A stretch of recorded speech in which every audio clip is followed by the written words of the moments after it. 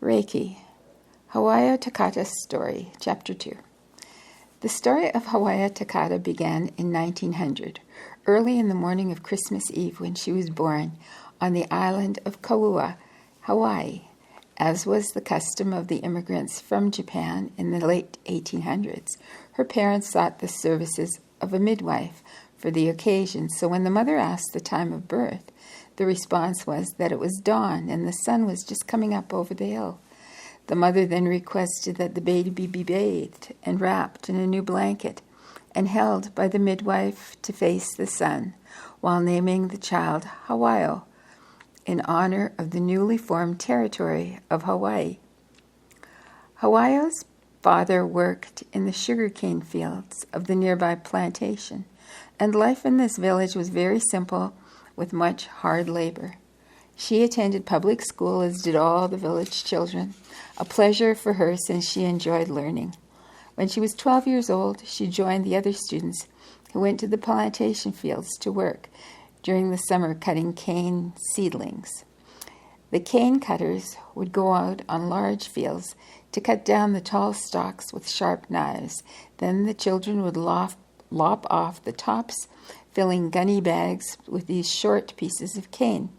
Hawayo went to the fields with the others, and she worked diligently, but it was very difficult for her because she was quite small and delicate. She did her best to fill the bag, but when the supervisor shook it, it was only 3/4 full, and she had to fill it to the top again. She saw her companions getting farther and farther ahead, and afraid of being left alone, she began to cry. 2 family friends who were cutting cane nearby saw her distress and offered to help her, using part of their lunch hour to fill her bags completely. This continued all summer, and with the help of her friends, she was able to keep up with her schoolmates.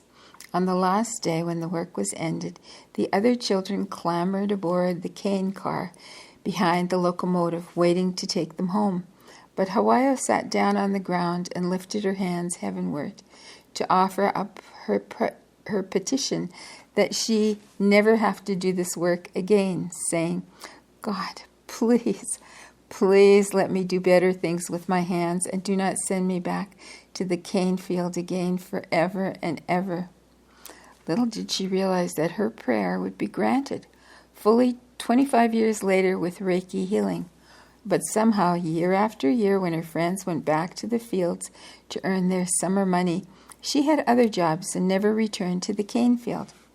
This scene in the field was observed and taken to heart by the locomotive engineer, who came one day to talk about it with Hawayo's father. He told of the difficulties she had had and how her friends had helped fill the bags. Her father had not known that she was having problems in the fields, but he understood that she was not going to be a good worker because of her small size. So when the principal of the church boarding school asked if she might live in his house and assist with teaching the first grade, deep consideration was given to this request. Assured that she could complete her education by doing her own grade work at night, permission was given for her to go. Every Friday, when she returned home for the weekend, she gave her wages to her parents, a $5 gold piece and a silver dollar, which was a great help to her family. In 1914, she attended the opening of a store in Luhu, some 20 miles from her home. This was an unusual event, with many people coming to see the new store, so business was active that day.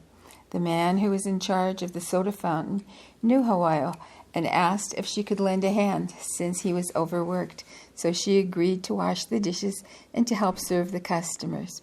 When the store closed that evening, he drove her home in his buggy, and he spoke to his parents, saying he was in need of a helper, and would they allow Hawayo to have that job?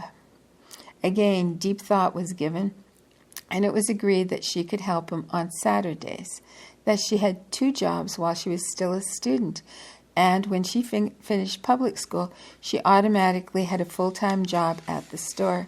She continued to live at the boarding school, where she attended Japanese school from 6 to 8 in the morning, and then she walked 7 miles to work And after a time, the manager asked her to come into the office and file papers during her spare time at the soda fountain. So with 2 jobs, there was never a dull moment and very few for relaxation. One day, there came to the store a very elegant lady, the daughter of a wealthy plantation owner, who took notice of the girl because she was pleased with the service she had given, and she soon offered Hawayo a job, promising to supply room and board, clothing, and double the salary earned at the store. Since she already had a good job and this involved a major move, it was a difficult decision. Finally, she accepted the lady's invitation to visit during vacation. She had never seen such an estate. A beautiful mansion, 5 cottages, a big stable as well, and other outbuildings needed for the plantation. She was introduced to the cook, who urged her to stay, saying the work was not hard, the pay was good, and she would be dressed very beautifully in kimono and obi. Her parents too readily agreed, since she would no longer live so far away at the boarding school, making it possible to visit them every weekend. She decided to ask the store manager to release her with a recommendation, so if she failed in the new job, she could go back to the old one. Thus began her association with this lady, one which was to continue for 24 years, starting as a waitress pantry girl and eventually promoted to number 1 housekeeper. And because she had experience with bookkeeping at the store, she began to handle the paychecks as well as supervise 21 staff members. When she began working in this home, the plantation company's bookkeeper was Hawayo Takata, a young man to whom she was introduced, and in time married. This was a good marriage, made even more so with the birth of 2 daughters.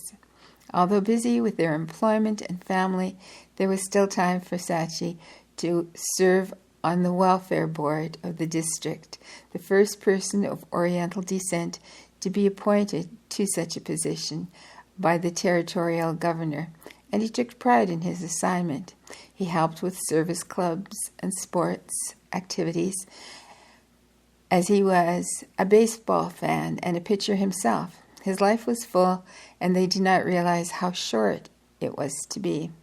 One October morning in 1930, while still at the breakfast table, he spoke to Hawayo of his views on life and death, expressing his understanding that to everything there is born, there will come an end of change, which he called transition, that everything goes through a great change, and there is, in truth, no death.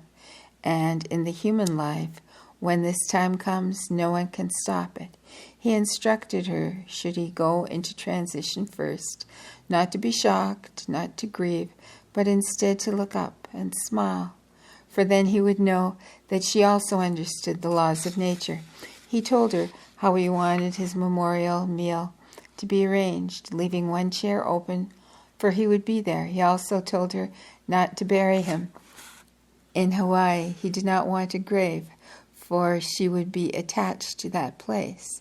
She did not want to accept what he said, and declared her need for his help at her side, teaching her and giving advice and courage. He assured her that this would be possible in any case, for nothing is impossible, and he knew she would try very hard even if he were not with her. It was difficult to believe any of this would happen.